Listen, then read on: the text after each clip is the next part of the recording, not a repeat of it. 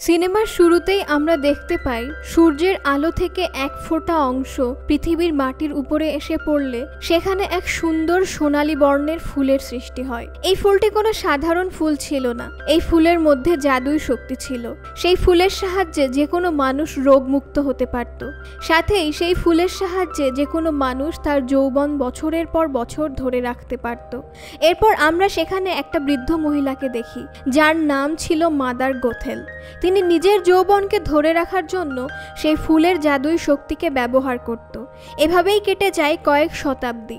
এরপর এখানেই নদীর ধারে এক সুন্দর রাজ্য গড়ে ওঠে। সেই রাজ্যের রাজা রানী খুবই সৎ ছিলেন। রাজ্যের সকল প্রজারা তাদের খুবই ভালোবাসত। এদিকে রানী গর্ভবতী ছিলেন, কিন্তু হঠাৎ করে তিনি অসুস্থ হয়ে পড়েন, আর কোনো চিকিৎসকই রানীকে ঠিক করতে পারছিল না। তখন রাজা এবং প্রজাদের কাছে কোনো উপায় ছিল না। তারা সবাই মিলে অপেক্ষা করছিল কোনো এক চমৎকারের জন্য। তাই তারা রাজ্যের চারিদিকে ছড়িয়ে পড়ে ঔষধ খুঁজতে। এরপর আমরা আবারও সেই বুড়িকে দেখি, সে ওই জাদুই ফুলের কাছে গিয়ে গান করে এবং সে পুনরায় বৃদ্ধ থেকে নিজের যৌবন অবস্থায় ফিরে আসে। অর্থাৎ গথেল নিজের যৌবনকে ধরে রাখার জন্য কয়েক শতাব্দী ধরে সেই ফুলের ব্যবহার করে আসছিল এবং সে এই ফুলের কথা কাউকে শেয়ার করেনি। তখনই সেখানে কিছু রাজার সৈনিক চলে আসে, সেই ফুলটিকে নিয়ে রাজপ্রাসাদে চলে যায়। সেই ফুলের এমনই গুণ ছিল যে সেই ফুলটা রানী খাওয়ার পর একদমই সুস্থ হয়ে যায় এবং তিনি জন্ম দেন এক সুন্দর ফুটফুটে কন্যা সন্তানের, যার নাম ছিল রূপাঞ্জল। রূপাঞ্জলের মাথায় চুলগুলি সোনালী বর্ণের ছিল। রূপাঞ্জলের জন্মদিন উপলক্ষে রাজা এবং রানী ফানুস ওড়ায়। এদিকে মাদার গথেল জানতে পেরে গিয়েছিল যে ওই জাদুই ফুলের শক্তি রূপাঞ্জলের মাথার চুলের মধ্যে আছে। তাই সে রাতের বেলা চুপি চুপি রাজপ্রাসাদে ঢুকে পড়ে এবং সে রূপাঞ্জলের কাছে গিয়ে যখন রূপাঞ্জলের চুলের এক অংশ কাঁচি দিয়ে কাটে এবং সেটির সাথে সাথে ব্রাউন কালার হয়ে যায় আর সেটার শক্তিও নষ্ট হয়ে যায়, তখন গথেল কোনো উপায় দেখতে না পেয়ে রূপাঞ্জলকেই কিডন্যাপ করে নিয়ে যায়। রাজপ্রাসাদের প্রজারা এবং সৈনিকরা তাকে অনেক খুঁজেছিল, কিন্তু তাকে আর পাওয়া যায়নি, কারণ মাদার গথেল রূপাঞ্জলকে নিয়ে জঙ্গলের একেবারে গভীরে চলে গিয়েছিল। সে এক গোপন মিনারে রূপাঞ্জলকে নিজের মেয়ের মতো করে বড় করছিল। রূপাঞ্জল জানতই না যে সে একজন রাজকুমারী। সে গথেলকেই নিজের মা মনে করত। অন্যদিকে গথেল যেন তার এক জাদুই ফুল পেয়ে গিয়েছিল। সে শুধুমাত্র নিজের স্বার্থের জন্য রূপাঞ্জলকে সেই মিনারের মধ্যে আটকে রেখে দেয়। গথেল রূপাঞ্জলকে সেই গানটিও শিখিয়ে দেয় এবং সে মাঝে মাঝে রূপাঞ্জলকে গান করতে বলতো আর তার মাথার চুলগুলির শক্তি ব্যবহার করত। সে রূপাঞ্জলকে এটাও শিখিয়ে দেয় সে যেন কোনোদিন মিনার থেকে বাইরে না যায়, কারণ বাহিরের দুনিয়ায় মানুষ অনেক লোভী আর স্বার্থপর। গথেল সবসময় নিজের কথা চিন্তা করে, রূপাঞ্জল যদি বাহিরে যায় তাহলে মানুষ তার চুল কেটে নেবে। কিন্তু প্রত্যেক বছর যখন রাজকুমারীর জন্মদিনে ফানুসগুলো আকাশে ওড়ানো হতো, রূপাঞ্জল তার জানালা দিয়ে সেই ফানুসগুলোকে দেখতে পেত। সে ভাবতো এগুলো সম্ভবত আকাশের তারা। মুভির সিন চেঞ্জ হয়। এরপর আমরা রূপাঞ্জলকে দেখি এখন সে বড় হয়ে গিয়েছে এবং সেই মিনারটিতে তার ফ্রেন্ড বলতে ছিল একটা গিরগিটি, যার নাম ছিল প্যাস্কেল। রূপাঞ্জল নিজেকে সেই মিনারের মধ্যেই বানিয়ে নিয়েছিল, কারণ সে জানতো তার মা তাকে কোনোদিনই মিনারের বাহিরে যেতে দেবে না। ও সকালবেলা উঠে তার ঘরদোর পরিষ্কার করে, তার বই পড়ে এবং সে রান্না বান্না করে এবং প্যাস্কেলের সাথে খেলা করে। এভাবেই তার সারাদিন কেটে যায়। আর মাঝে মধ্যেই সেই ফানুসগুলো দেখার জন্য তার মনের মধ্যে কৌতূহল সৃষ্টি হতো, কারণ প্রত্যেকবারই শুধুমাত্র তার জন্মদিনেই সেই ফানুসগুলোকে আকাশে ওড়ানো হতো। এরপর আমরা রাজপ্রাসাদের ছাদে তিনজন চোরকে দেখি। একজনের নাম ছিল ফিল্ম রাইডার। এরপর সে রাজপ্রাসাদে রূপাঞ্জলের তাজ চুরি করার জন্য ঢোকে। সে চুরি তো করে নেয়, কিন্তু গার্ডসরা তাকে দেখে ফেলে। এরপর সেই তিনটি চোর জঙ্গলের দিকে পালিয়ে যায়, কিন্তু রাজ্যের সৈনিকরাও তাদের পিছু নেয়। এদিকে আমরা রূপাঞ্জলকে দেখি যে পেন্টিং করতে খুব ভালোবাসতো। সে তার রুমের দেয়ালগুলিতে একে ভর্তি করে দিয়েছিল। ঠিক তখনই গথেল চলে আসে সেই মিনারে ঢোকার জন্য। সেখানে কিন্তু কোনো দরজা ছিল না। প্রত্যেকবারই তার চুলগুলির সাহায্যে গথেলকে উপরে টেনে তুলত। আর কয়েকদিন পরেই রূপাঞ্জলের 18তম জন্মদিন। সে সাহস করে সেই ফানুসগুলোকে দেখতে যাওয়ার জন্য তার মায়ের কাছে অনুমতি চাইবে। গোথেল সবসময় রূপাঞ্জলের সাথে এমনটাই করত, যেন সে তাকে অনেক ভালোবাসে এবং সে সবসময় নিজেকে রূপাঞ্জলের চেয়ে সুন্দরী ভাবত। এদিকে রূপাঞ্জল যতবারই তার এই মাকে বলতে চেষ্টা করে যে সে ওই ফানুসগুলোকে দেখতে যাওয়ার জন্য বাইরে যেতে চায়, ততবারই গোথেল তার কথাগুলোকে অ্যাভয়েড করে দেয়। আর সেখানে আমরা দেখি গোথেলের মাথার চুলের কিছু অংশ সাদা হয়ে গিয়েছে। তখন সে রূপাঞ্জলকে গান করতে বলে। রূপাঞ্জল তার জাদুই চুলগুলিকে তার মায়ের হাতে ধরিয়ে গান করতে থাকে এবং গোথেলের বয়স আবার কমে যায়। তখন সে তার মাকে সাহস করে বলেই ফেলে আগামীকাল তার 18তম জন্মদিন, তার ইচ্ছা আছে সে ওই ফানুসগুলোকে দেখার জন্য শহরে যাবে। কিন্তু গোথেল রূপাঞ্জলকে বলে ওইগুলো কোনো আলো নয়, ওইগুলো আকাশের তারা। তাছাড়াও রূপাঞ্জলের মিনার থেকে বাইরে যাওয়া ঠিক হবে না, কারণ এই দুনিয়ার মানুষগুলো খুবই লোভী এবং স্বার্থপর। রূপাঞ্জল বাইরে গেলে তার বিপদ হতে পারে। তিনি রূপাঞ্জলকে এটাও বলে দ্বিতীয়বার আমার কাছ থেকে বাইরে যাওয়ার জন্য পারমিশন চাইবে না। রূপাঞ্জল আর কিছুই বলে না, সে চুপ হয়ে যায়। এরপর মাদার গোথেল তার কাজের সূত্রে আবারও বাহিরে চলে যায়।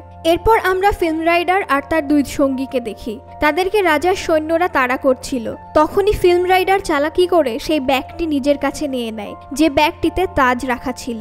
এরপর সে তার দুই সঙ্গীকে ফেলে সেখান থেকে পালিয়ে যায়। রাজার সৈনিকরা সেখানে চলে আসে এবং সেই দুই চোরকে ধরে নিয়ে যায়। এরপর রাজবাড়ির এক খুবই চালাক ঘোড়া ছিল, যার নাম ছিল ম্যাক্সিমাস।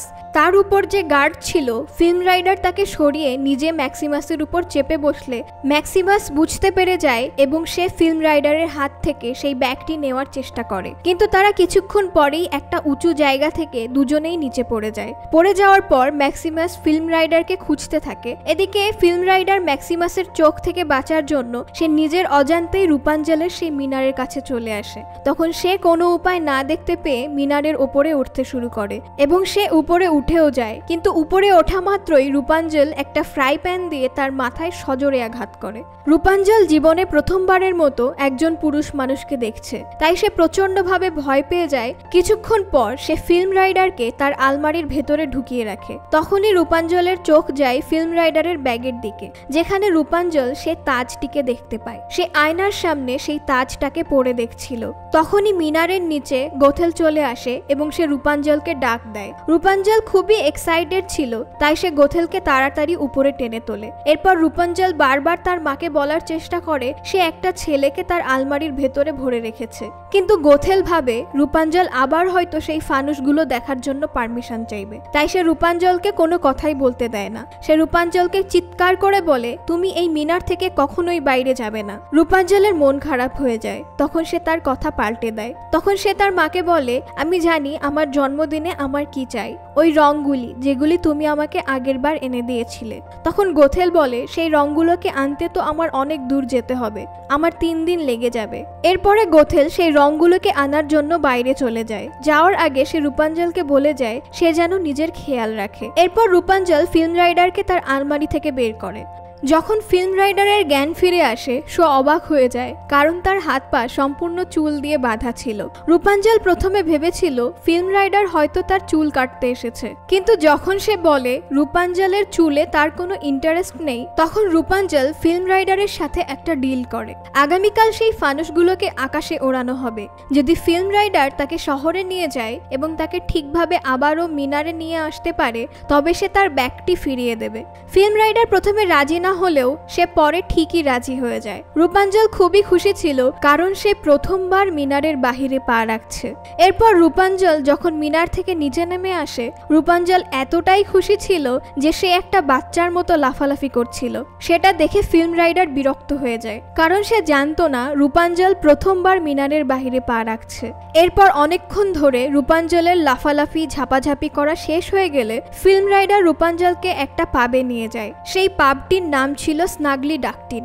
অন্যদিকে আমরা ম্যাক্সিমাসকে দেখি, তার সাথে গোথেলের দেখা হয়ে যায়। গোথেল ম্যাক্সিমাসকে দেখে বুঝতে পেরে যায় সে একটা রাজকীয় ঘোড়া এবং সে খুব ভয় পেয়ে যায় এবং মিনারে ফিরে আসে। সে যখন প্রত্যেকবারের মতো রূপাঞ্জলকে ডাক দেয়, কিন্তু রূপাঞ্জলের কোনো সাড়া পায় না। তখন গোথেল খুব ভয় পেয়ে যায় এবং মিনারের গুপ্ত দরজা দিয়ে উপরে উঠে আসে। সে রূপাঞ্জলকে খুঁজতে থাকে, কিন্তু রূপাঞ্জল তো সেখানে ছিলই না। তখন গোথেলের চোখ পড়ে ফিল্ম রাইডারের সেই ব্যাগের উপর। এখানে সে তাজটি দেখতে পায় আর তার সাথে ফিল্ম রাইডারের একটা ছবিও ছিল। তখন গোথেল বুঝতে পেরে যায় যে রূপাঞ্জল এই ছেলেটার সাথেই আছে। তখন সে তাদেরকে খোঁজার জন্য বাইরে বেরিয়ে আসে। অন্যদিকে আমরা রূপাঞ্জল এবং ফিল্ম রাইডারকে দেখি তারা যখন সেই পাবের মধ্যে ঢোকে, এখানে অনেকগুলি গুন্ডা ছিল।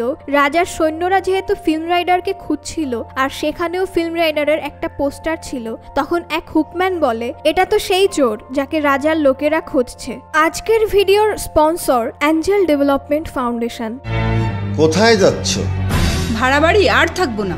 ফ্ল্যাট যে কিনবে এত টাকা কোথায় পাবো? কেন, তুমি জানো না? অ্যাঞ্জেল দিচ্ছে মাত্র 15 লক্ষ টাকায় খুলনা সিটিতে আধুনিক মানের রেডি ফ্ল্যাট। 2586 টাকা স্কয়ার ফিট হারে বিভিন্ন মাপের ফ্ল্যাট বুকিং চলছে। লিফট এবং পার্কিং সুবিধা সহ মাত্র 5 লক্ষ টাকা ডাউন পেমেন্টে 12,000 টাকা মাসিক কিস্তিতে ফ্ল্যাটের স্থায়ী মালিক হন।